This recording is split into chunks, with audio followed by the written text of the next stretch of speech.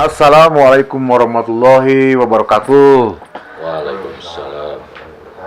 Selamat malam, salam sejahtera untuk kita semua. Balat Bam Bom Channel dimanapun Anda berada. Malam ini lagi hujan, saya akan bersenda gurau atau ngobrol bareng podcast dengan Bro, Mas Bro dari Jawa Tengah ya, Jawa Timur ya. Siap. Jawa Timur. Jawa Timur ya. Jawa Timur, Mas Bro ini Balat, seperti biasa saya mendoakan dan kita harus saling doakan. Saya mendoakan Anda semua dimanapun Anda berada. Semoga Allah Subhanahu Wa Taala memberikan keberkahan rezekinya, disehatkan badannya, dijauhkan dengan hal-hal yang tidak diinginkan oleh kita semua. Amin. Baik Bro, Mas Bro, gini, kan sekarang ini udah musim hujan ya, udah menginjak musim hujan. Saya kan di Kabupaten Bandung, biasanya Kabupaten Bandung tuh kalau musim penghujan itu kendalanya banyak sering banjir di mana-mana. Kadang aktivitas warga, aktivitas rakyat tuh tersendat dengan hal seperti itu, banjir. Nah, menurut Mas Bro, penanganannya harusnya pemerintah menangani banjir tersebut seperti apa harusnya? Karena dari dulu kan memang ditangani sih, banyak program dari mulai pusat, provinsi dan juga kabupaten, banyak program untuk menanggulangi tak kala ada musim penghujan, menghindari banjir. Tapi sampai saat ini setiap ada hujan banjir tetap aja ada. Menurut hemat mungkin sedikit tahu tentang lingkungan ya, seperti apa ya harusnya pemerintah menangani biar mengurangi lah, setidaknya mengurangi banjir itu, seperti itu. Begini, untuk Balat Bom Channel, ya intinya masalah banjir tidak bisa kita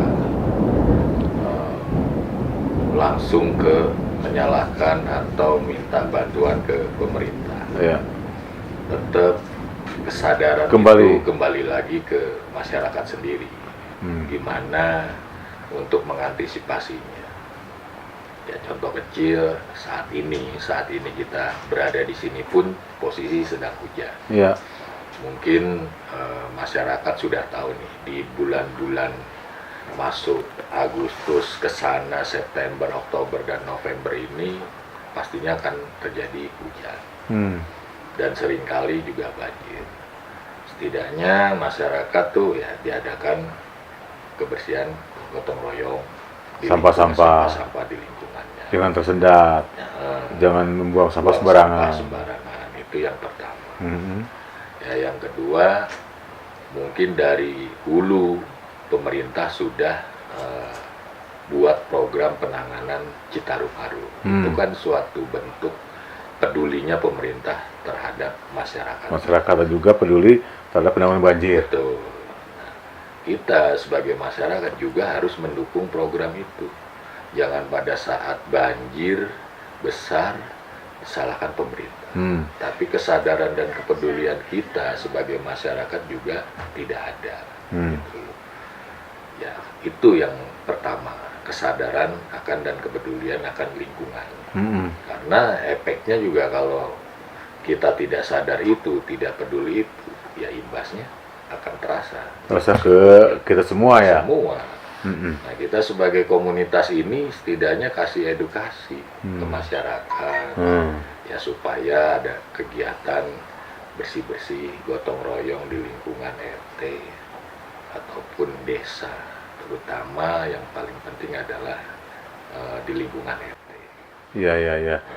Tapi begini, Mas Bro, kan program pemerintah tuh harus ada kesinambungan dengan rakyat, ya kan? Yeah. Hemat saya tuh memang banyak program-program yang udah udah dilaksanakan oleh pemerintah. Pertama berkaitan dengan Citarum Harum, iya betul ya, Citarum Harum. Nah mungkin udah lama sih Citarum Harum bergeraknya udah lama.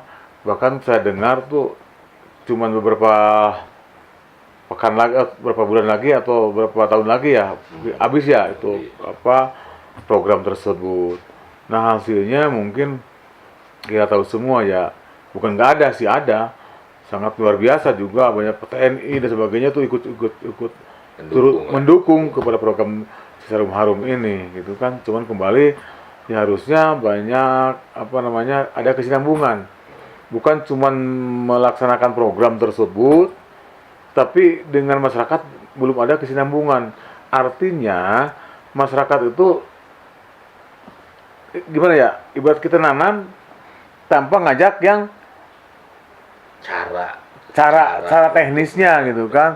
Cara teknis programnya udah bagus tapi masyarakat dikesampingkan. Harusnya masyarakat tuh diajak ngobrol, ini didampingi, terus di apa namanya, dikasih masukan, terus dikasih apa namanya, iya dikasih yang jelas gitu kan. Seperti itu ada program bagus. Terus yang kedua tuh ada, dulu kan saya mendengar nih ada Leuweung Kabupaten kan punya, dulu tuh punya program yang namanya Yayasan Leuweung Sabilulungan. Nah, oleh karena itu saya pengen tahu juga. Mungkin Mas Bro tuh sedikit, bukan mau sedikit, mungkin belum tahu lah tentang Leuweung yang namanya Leuweung Sabilulungan. Sebetulnya itu ada program Yayasan Leuweung Sabilulungan. Tapi yang saya lihat, di mana sih hutannya? Kan harus nampak gitu kan. Harus nampak. Kalau memang itu program yang benar-benar apa? Jelas dan juga dilaksanakan dengan baik, pasti nampak. Udah bertahun-tahun tuh mendengar, tapi sampai saat ini saya tuh nggak tahu apa teknik dan juga programnya itu kan katanya membeli tanah dari masyarakat, terus ada program tersebut Leuweung Sabilulungan ditanamin kayu, tidak boleh lagi tanaman sayur mayur. Tapi pada kenyataan ya di mana? Nah, saya mau nanya, itu Leuweung Sabilulungan posisi letaknya sebelah mana? Ya kan? Iya. Ya otomatis kalau di peta itu kan tidak ada. Tidak ada ya? Ya. Leuweung Sabilulungan. Iya. Yang ada Gunung Wayang, Cisanti. Nah, posisi letaknya di mana? Dan tujuannya sampai saat ini berjalan nggak mereka? Nah, di situ Ya kan? saya kan pernah investigasi nih beberapa minggu ke belakang. Setelah investigasi pengen tahu sih, karena saya merasa ada kekhawatiran, jangankan di daerah Buntut ya, Buntut daerah hilir, di daerah hulu pun kalau udah musim penghujan tuh pasti ada badai longsor, terus ada banjir bandang. Itu bahkan dulu tuh di sini di daerah Pasir Muning, Desa Ciberem, ada banjir bandang, bahkan ada yang kendaraan tuh sampai ke roda 4 terbawa arus, apalagi kendaraan bermotor, ada yang pernah kebawa arus. Nah itu saya kekhawatiran. Nah, makanya yang minggu ke belakang saya investigasi, di mana sih, memang ada nggak ya Leuweung Sabilulungannya. Kalau memang nggak ada ya di mana letaknya. Kalau memang ada, di mana. Kalau memang ada, tunjukkan gitu kepada publik, ada enggak gitu kan.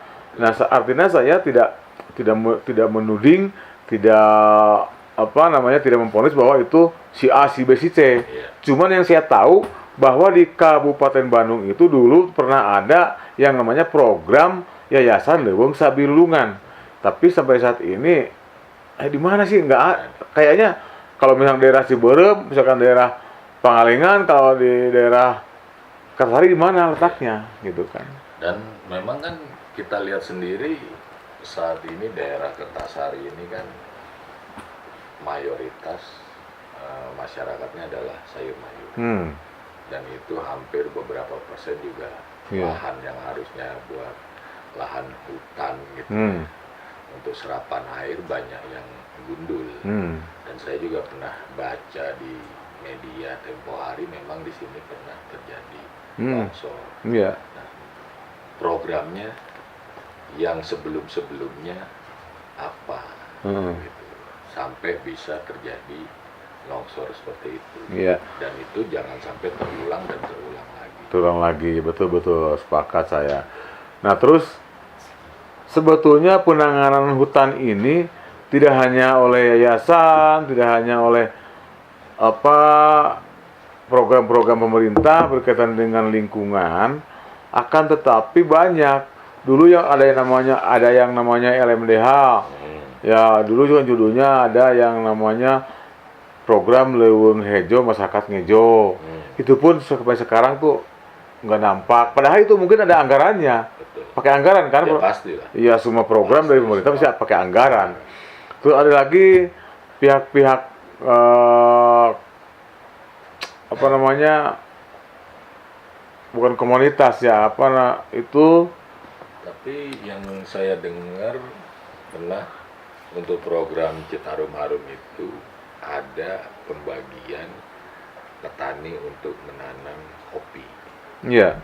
Ya itu memang sebagian sudah berjalan dan itu juga salah satu pencegahan untuk supaya Agak sedikit keras, Bung. Nah, Bro. saya pernah dengar tuh yang program dari Citarum Harum. Itu kan ada penanaman kopi. Itu juga suatu mencegah terjadinya Banjir, longsor. Nah, apakah itu masih berjalan ataukah tidak? Ya. Ya mungkin kalau berjalan ya Pastinya ada sih saya lihat. Ada, cuman ya hanya segelintir beberapa titik yang memang melaksanakan program penanaman kopi tersebut. Karena kenapa? Karena yang namanya masyarakat itu di pegunungan tuh taunya kan pengennya kayak instan gitu ya. Kopi lama.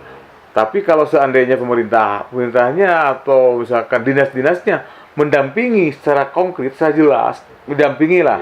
Jangan kayak seperti ibarat gini, kayak bapak memberikan modal ke anak nih, modal dagang bakso, tapi nggak didampingi. Triknya seperti apa pemasaran, seperti apa jual beli bakso kan, kalau nggak didampingi akhirnya ya nggak jelas lah.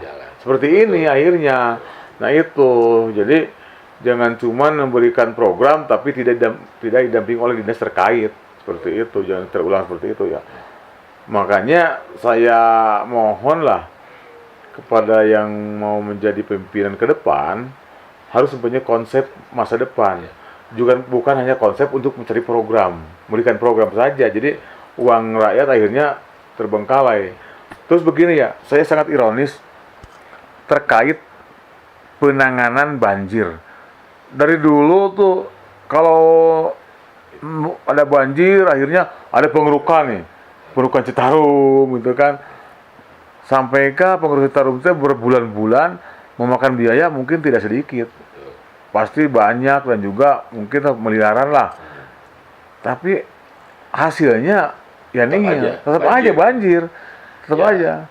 Ya itulah, harusnya penanganannya dari hulunya pun harus lebih tepat lah. Menurut saya penanganannya jangan dihilir terus. Jangan dihilir. Kalau dihilir tuh nggak bakal efektif sih. Kalau terus penanganan udah ada banjir, misalkan udah ada pengurukan lagi dan sebagainya, anggarkan semua dewan segala macam, itu nggak efektif. Harusnya penanganannya itu di hulu. Menurut saya harus di hulu. Di hulu tuh ada rakyat yang bertani di wilayah hutan dan juga ini ada perkebunan. Saya dengar perkebunan itu sudah tidak punya izin, malahan sekarang itu digarap oleh para kapitalis. Itu saya bingung kadang. Memang benar itu. Banyak yang istilahnya lahan-lahan yang tidak terpakai dipakai sekelompok orang-orang yang kapitalis. Jadi kadangkala masyarakat pribuminya pun tersingkirkan. Karena mungkin di situ mereka memang bisnis dan usaha. Tapi tidak melihat dampak dari lingkungannya. Pasti ujung-ujungnya kan otomatis banjirnya tidak mereka pikirkan. Efek dari dari penggundulan lahan. Lahan yang tersebut. Saya berapa kali keliling daerah Kertasari, memang saya lihat ironis lah, banyak lahan yang masih gundul.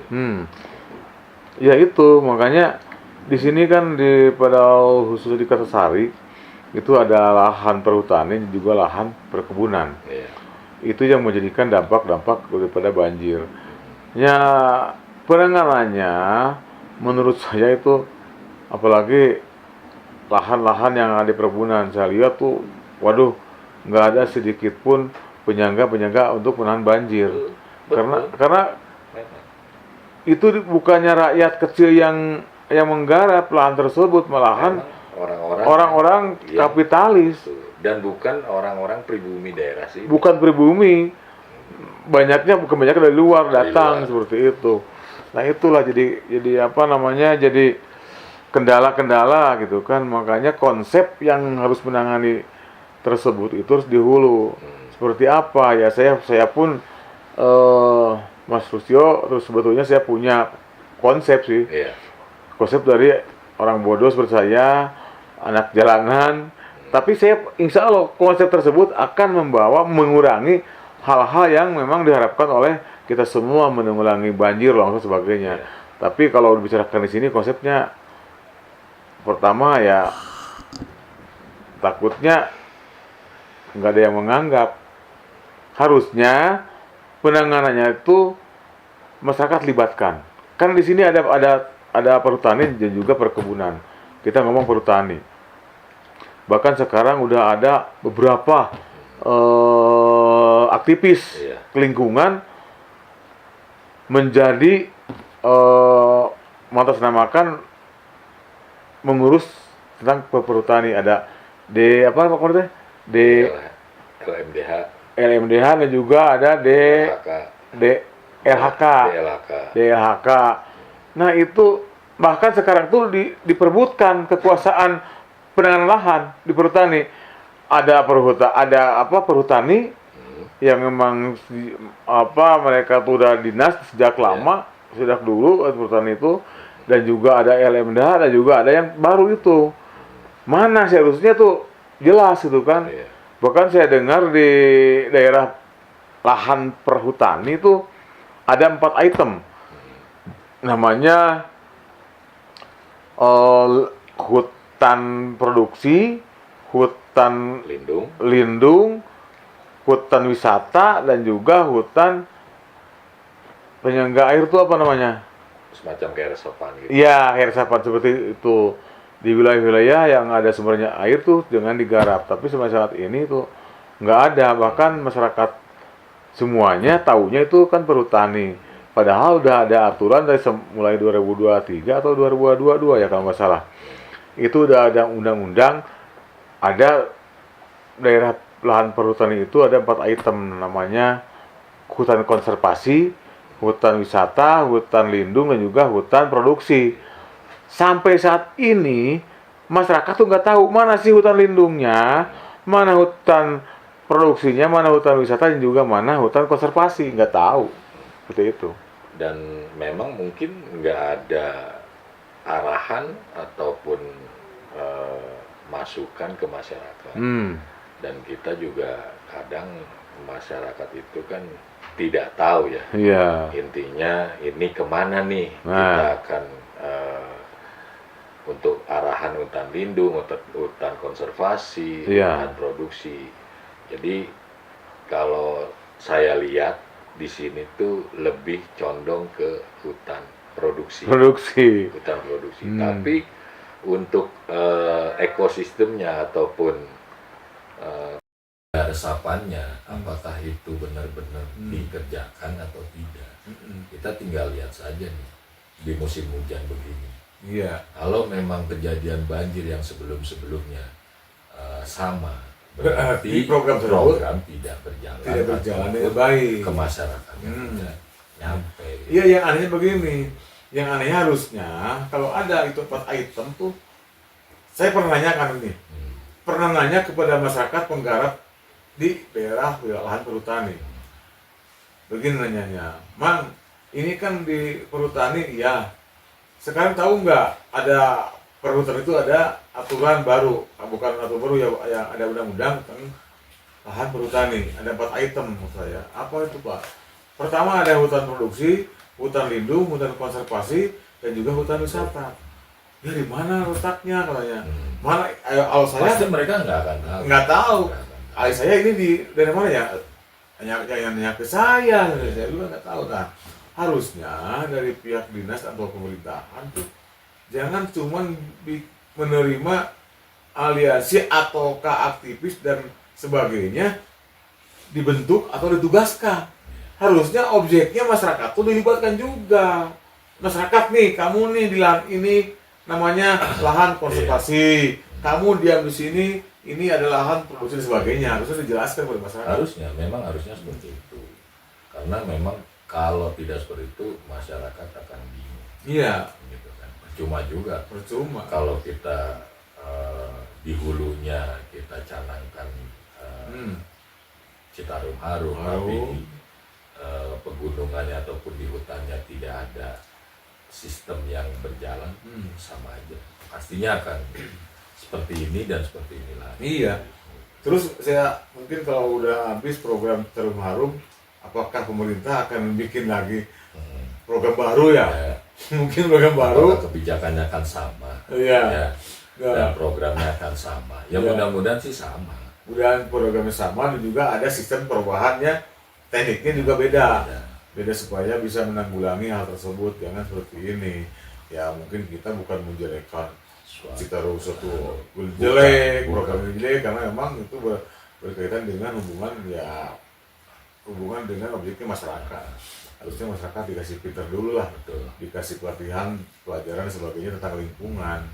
Nah, selama ini kan masyarakat tuh yang saya tahu nggak pernah masyarakat diajak ada pelatihan seperti ini, masyarakat tahu ngurus hutan ini seperti ini. Justru kan ini momennya ya kita membantu pemerintah daerah, ya kan, dengan kita nih komunitas lingkungan alam, yuk sama-sama yuk kita ke masyarakat, kita kasih edukasi dan edukatifnya tentang akibat efek dari penggundulan ataupun lahan yang tidak sampai longsor, jangan sampai longsor ataupun jangan sampai banjir. Kita sama-sama harus berjuang bersama untuk menjaga hal tersebut. Kalau misalkan saya sih sangat miris ya, kalau misalkan pemerintah atau dinas ya kalau tidak mempunyai konsep masa depan, konsep jangka panjang, apakah generasi pun harus dipikirkan.